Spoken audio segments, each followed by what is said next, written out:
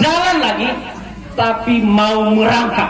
Sekali lagi, seseorang yang sudah tidak mampu berjalan melangkahkan kakinya, tetapi untuk boleh bergerak, dia terus merangkak untuk boleh maju ke depan. Nah, jikalau hal ini dibawakan di dalam tema kita, bertekun dalam iman, artinya apa? Bahwa iman yang telah ada dalam diri kita, famati si soba aurida si yang malah geda supaya lemolombasi hak ende kita. Tetapi kita huge kita mengabuli kita ke nama Bazor. Iman yang sampai hari ini yang telah dianugerahkan Allah kepada kita dalam Kristus Yesus tidak berhenti, oh saya sudah beriman.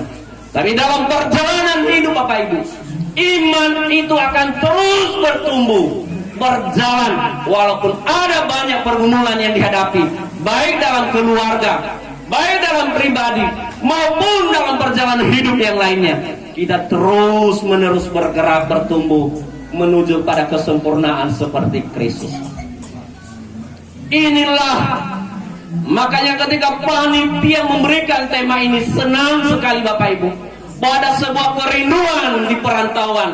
Masyarakat asal Nias Barat yang ada di Batam punya sebuah kerinduan bahwa iman yang telah tumbuh dari nenek moyang kita dari Nias, iman yang telah diberikan bagi kita oleh Tuhan, iman kepada Yesus Kristus yang dari Nias kita sudah bawa sampai di Batam ini.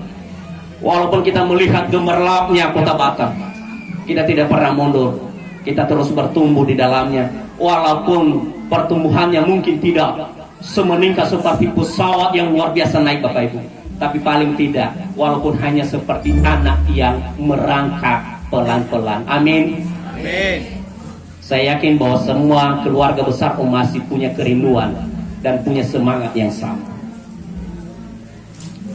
Bapak Ibu, bagaimana dengan bertekun di dalam iman? Dari bacaan kita Bapak Ibu, coba perhatikan baik-baik. Bertekun dalam iman, sebab itu kamu harus bertekun dalam iman, tetap teguh dan tidak bergoncang. Pertama sekali, bertekun dalam iman Bapak Ibu, seyogianya kehidupan kita di dalam iman kepada Yesus Kristus tidak tetap teguh dan tidak goyah. Bagaimana pengertian seperti itu Bapak Ibu? Tetap teguh. Bapak Ibu, hari ini sekeliling kita ada banyak pohon. Ada yang sedang duduk di bawah pohon, ya enggak? Ya, saudara bapak-bapak yang di sana sedang menikmati ademnya pohon besar yang luar biasa. Ketika ada angin bertiup Bapak Ibu, pohon ini bisa saja tumbang. Saya bukan menakut-nakuti. Jadi Bapak Ibu dan saudara bisa tumbang. Tetapi kenapa tidak tumbang? Dia tetap kokoh. Dia tetap berdiri teguh. Kenapa? Karena ketika pohon ini tumbuh, akar di bawahnya apa? Semakin merambat kemana-mana. Ada akar tunggal ke bawah, dan ada akar yang merambat ke sekelilingnya. Kehidupan di dalam iman kepada Yesus Kristus Bapak, kita akan mengalami dan kita akan mengalami ketetap teguhan ketika hidup kita, iman kita terus menerus merambat di dalam Tuhan. Bagaimana caranya? Merambat di dalam firman Allah. Ketika firman Allah itu menjadi sumber energi, sumber makanan rohani bagi kita. Bapak Ibu, zaman dulu Alkitab ini susah didapat, iya ya. Ada dulu di Nias itu di rumah tidak ada Alkitab, susah. Tapi hari ini siapa yang tidak perlu beli Alkitab? Kadang-kadang mahal Bapak Ibu. Mahal nggak? Atau ada yang tidak pernah beli? Ada yang tahu harga Alkitab? Ada ya? Aduh, Saya yakin jarang yang beli. Hah? Ini kira-kira berapa harganya? Hah? Wah, ada yang 100, ada yang 10.000 kan? Ada yang gratis lagi ya. Ada yang 100.000, ada 120, 150, ada 170. Ada yang 170 saya yakin bahwa kita buat mahal aja. Saya kan bahwa saya pernah beli padahal enggak. Kalau ibu dan saudara, Alkitab ini sekitar 160.000. Karena ada kirim jemaatnya. Kalau hanya Alkitab saja, ada yang 90 yang agak tebal. Tapi Bapak Ibu, itu tidak keluar uang. Hari ini kitab suci engkau bisa download di dalam HP-mu. Tidak butuh kuota yang banyak. Itu biasa palingan berapa puluh MB saja. Engkau bisa mendapatkan. Tapi masalahnya adalah, apakah kita mau membacanya atau tidak? Atau hanya membuang-buang memori HP-mu sampai pada akhirnya penuh dan yang kau hapus pertama sekali jangan-jangan Alkitab. Ya ada nggak ya? Mudah-mudahan tidak ada di warga Omasi. Amin. Ketika HP full memori, yang dihapus aplikasi yang pertama Alkitab. Ya, saya yakin tidak. Nah, bagaimana saudara? Seseorang boleh bertekun di dalam iman dan hidupnya boleh tetap teguh ketika dia berakar di dalam firman. Ketika dia berakar di dalam pengetahuan dan pengenalan akan Allah. Seseorang tidak boleh berdiri teguh ketika akarnya tidak cukup kuat, Bapak Ibu. Ketika engkau akan menghadapi permasalahan, ketika keluargamu menghadapi pergumulan, jikalau engkau keluargamu tidak teguh dan tidak berakar di dalam Tuhan, yakinlah engkau akan mengalami goncangan dan kehancuran yang luar biasa. Hawa aluat dan ibabalisa berwale famati wa arwamati bale badede taromali supaya hananda satua damike lelaila membasuh tapi larong taromaliatan badede hati yang boleh sehingga gofahat biasa luar bapak urir jarang fabalindra amada miwonu misalindra tuada hadi amur berwa arode de baba mati berwa mundong tarumali. Tetapi ia da atawal ya ono maju, saya sudah maju, saya ada di kota, saya sudah sekolah, tetapi ketika ada masalah, ketika ada goncangan sedikit Bapak Ibu, goncangan dalam keluarga, kadang-kadang keluarga sudah kacau pala. Hari ini keluarga besar Omasi, ketika engkau berkata di umur 17 Omasi hari ini, saya mengajak kita untuk terus berakar di dalam iman kepada Yesus Kristus melalui firman. Amin. Amin. Sehingga Bapak Ibu, hal yang kedua, engkau tidak tergoncang. Ketika engkau sudah berakar kuat, maka apapun persoalan, apapun pergumulan, apapun permasalahan yang engkau hadapi, percayalah bahwa engkau hidupmu tidak tergoncang dari pengharapan kepada Injil. Bahwa netuna khuzuk ayat Yesus Kristus nano wa awida soba kabataru malilowala. Inilah yang menjadi pedoman dasar bagi setiap kita, bagi setiap keluarga, dan bagi setiap pribadi yang hari ini kita semua perantau di Batam ini. Bapak Ibu, ini penting sekali sehingga hari-hari kita dipenuhi dengan sukacita, keluarga kita dipenuhi dengan damai sejahtera. Amin. Mulai hari ini Bapak Ibu, pakailah setiap kesempatan untuk membaca firman. Saya sangat bersyukur sebagai pelayan Tuhan Bapak Ibu. Ternyata di Omasi banyak sekali yang sudah menjadi majelis. Amin. Luar biasa. Salah satunya organisasi masyarakat Nias Batam yang mungkin puluhan satuan akhiri Bapak ada ketua BPMC. Luar biasa. Sekretaris Jemaah Soto ya. Hanya silo saya. So sinenge na sabi. So nama ada sinenge ya. Pasal salon sinenge ONKP.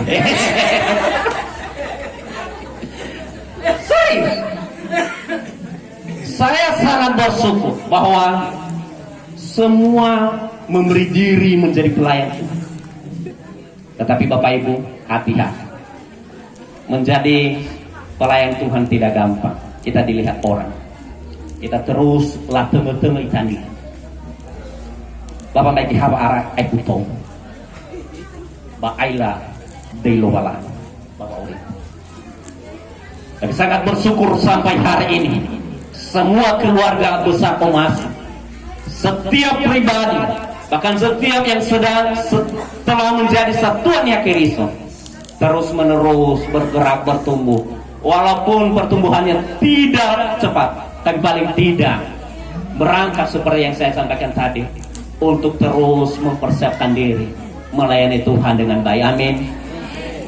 Bapak Ibu dan sesaudara, bertekun dalam hal apa? Tetap teguh dalam hal apa? Tidak goncang dalam hal apa? Saya membaca ayat yang selanjutnya di pasal 20, di ayat 23 ini, kalimat yang selanjutnya.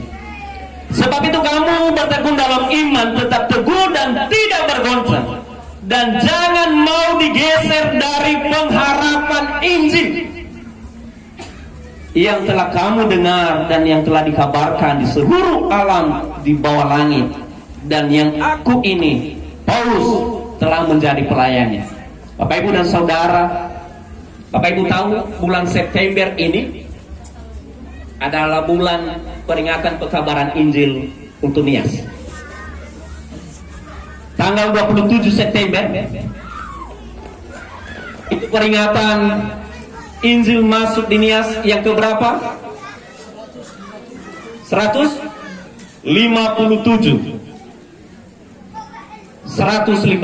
tahun Injil masuk di Nias. Dibawa oleh siapa? Oleh Tuan Deningar. Itu misionaris kemana? Bukan ke orang Nias awal, tapi ke orang Dayak di Kalimantan.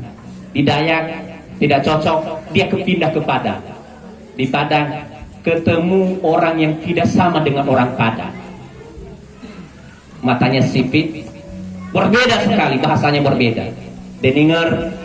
Tuan Deninger ketemu dengan mereka, ngobrol dengan mereka.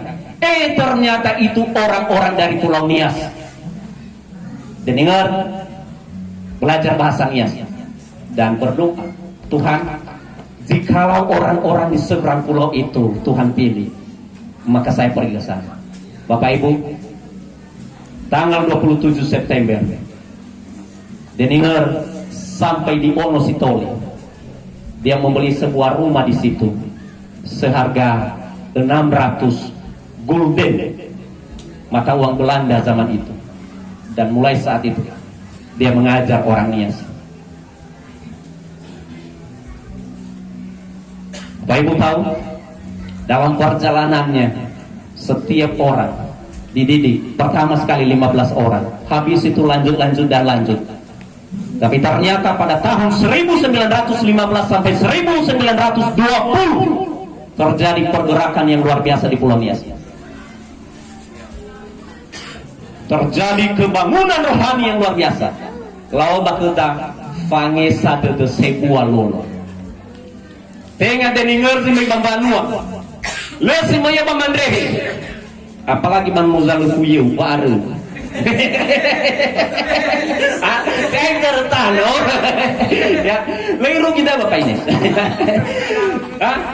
Arudal. Oyanemal badalono.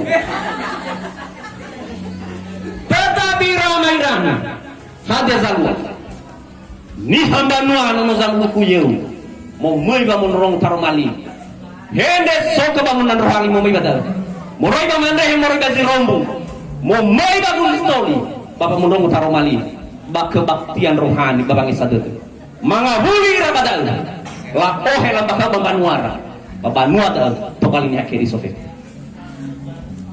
Sejarah ini Bapak Ibu tidak terjadi di daerah lain di dunia.